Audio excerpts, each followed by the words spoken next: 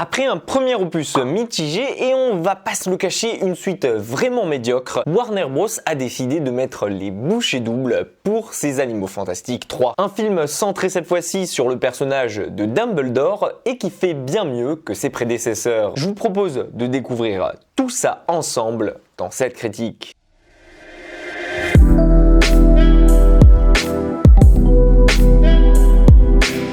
Après la très mauvaise surprise que l'on avait eue avec Fantastic Beasts 2 et qui était centrée sur le personnage de Grindelwald et dont je vous avais fait à l'époque une critique, ce nouvel opus, lui, porte sur Dumbledore et plus particulièrement sur sa relation avec le célèbre mage noir. En effet, après les événements du second film et l'affrontement final entre Grindelwald et Norbert Dragono, on apprend ici que Dumbledore était en réalité amoureux de lui à l'époque, mais que leur divergence d'opinion concernant les Moldus les a conduits l'un de l'autre à s'éloigner au point même de prendre des chemins radicalement différents. Car si d'un côté Dumbledore travaille désormais et accueille les Moldus à bras ouverts à Poudlard, il n'en a pas toujours été le cas. Mais il ne partage plus les opinions de Grindelwald à ce sujet depuis quelques années désormais, lui qui au contraire et de la même manière que Voldemort souhaite l'asservissement des Moldus. Mais le problème étant que Dumbledore ne peut pas de lui-même agir contre Grindelwald à cause d'un pacte de sang réalisé dans sa jeunesse avec lui. Une sorte de magie particulièrement puissante et diaboliquement efficace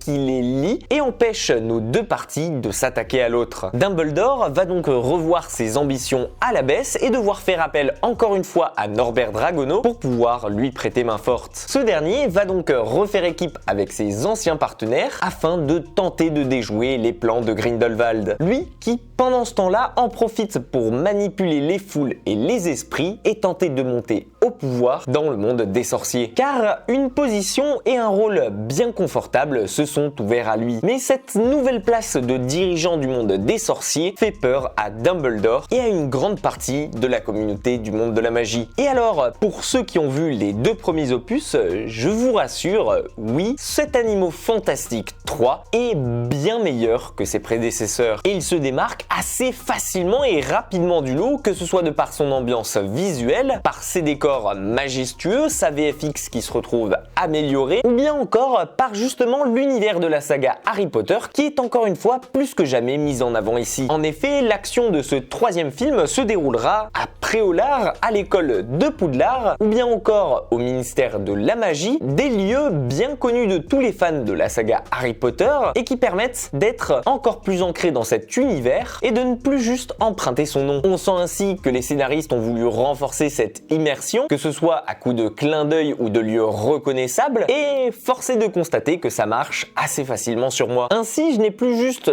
l'impression de voir un film qui se déroule dans le même univers, mais un réel spin-off qui utilise et tire profit des lieux et d'un univers que je connais bien. Côté visuel d'ailleurs, vous ressentirez sans doute nettement une grande amélioration, que ce soit à travers les lieux magnifiques et variés que nous offre ce troisième opus, ou bien dans sa façon d'être filmé, qui nous plonge au cœur même de l'action et de scènes visuellement bluffantes et travaillées, grâce surtout à une mise en scène quasi aussi propre que l'on pouvait le voir dans la saga Harry Potter. De quoi vous en mettre plein la vue et rester en tête, de la même manière que le faisait par exemple John Watts dans Spider-Man Far From Home. Côté humour, j'ai trouvé que le film avait une nette amélioration de ce côté-là. Et il n'était plus présent tout au long du film pour plomber l'ambiance, mais bien seulement au moment opportun. Ce qui permet enfin à ces Animaux Fantastiques d'arborer un côté plus sérieux et bien plus mature que ces deux premiers opus, qui eux, on va pas se le cacher, étaient clairement destinés aux enfants. On ressent d'ailleurs ici pour la toute première fois la dimension du film grâce à son titre, qui prend enfin tout son sens, car ces Animaux Fantastiques ont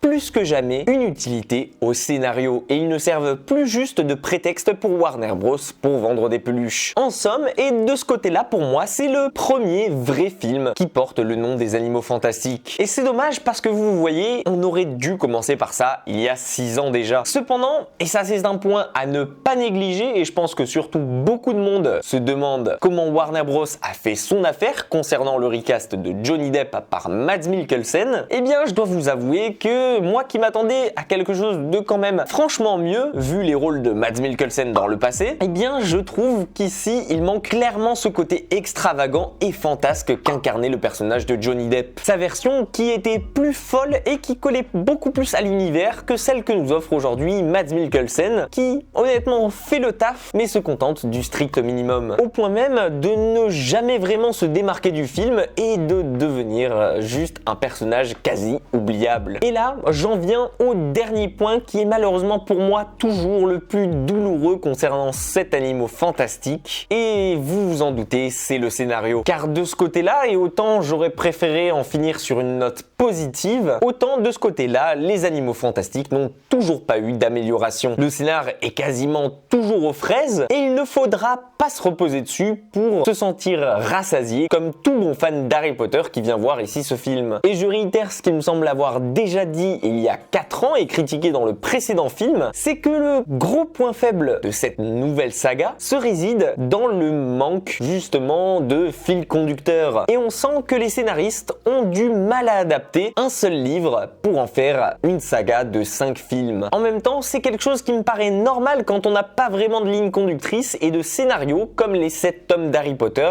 et qui, eux, étaient juste à adapter en film. Et de ce côté-là, le scénario avance un peu comme il veut et de façon chaotique. Parfois même en se contredisant ou en faisant l'impasse sur la cohérence scénaristique, ce qui aura de quoi rendre un peu fou les fans d'Harry Potter, mais concrètement, moi j'ai un peu abandonné depuis le 2. Et au final, on ressort toujours de cette séance des Animaux Fantastiques avec le même constat depuis déjà 2 films. L'impression que ce film n'est là que pour surfer sur la vague de succès qu'avait Harry Potter, afin de remplir les salles sans même se soucier de nous offrir une réelle expérience complète, pour encore une fois se terminer avec un goût d'inachevé. C'est bien simple, et même si cette expérience se révèle être au final la meilleure des 3 films, ce qui à mon avis n'est pas difficile, eh bien on ressort de ces Animaux Fantastiques 3, Les Secrets de Dumbledore, avec l'impression d'un premier vrai film qui peine à mettre en place son univers et à réellement démarrer, alors qu'en vrai il ne reste plus que 2 films pour boucler tout ça. Un bien beau merdier auquel Warner Bros aura tout de même offert un meilleur emballage que les précédents, mais maintenant que la forme est bonne, il va sérieusement falloir plancher sur le fond. Et vous, qu'avez-vous pensé de ces Animaux Fantastiques 3? Est-ce que vous vous êtes senti enfin entendu en tant que fan d'Harry Potter, ou bien est-ce que vous n'attendez plus rien réellement de cette saga? Pensez à me donner votre avis sur le film en commentaire, qu'on puisse en débattre tous ensemble. Si la vidéo vous a plu, n'hésitez pas à la liker, à la partager et surtout à vous abonner à la chaîne, c'est gratuit et ça vous permet de ne rien manquer des prochaines vidéos. Quant à moi, je vous dis